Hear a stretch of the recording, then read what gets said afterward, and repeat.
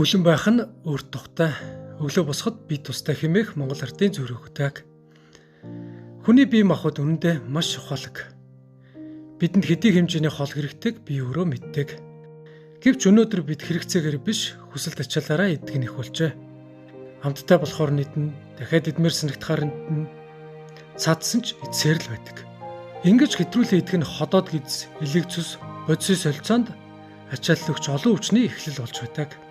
Харин хоолыг тааруулж идэж сурвал хоол шингээлт сайжирна, бие хөнгөн байна, өглөөс ирэхэд амар болно. Элэг цус, ходоод гиз самарна, илүүдэлжин олон өвчнөөс сэргийлж чадна. Эрүүл амьдралын нууц нь хэд их идэхэд биш, өөрийн биеийг мэдэрч тааруулж идэхэд туршдаг юм шүү. Заримдаа баг зэрэг өлөн байх нь бие махбодод амрах боломжийг ч өгдөг.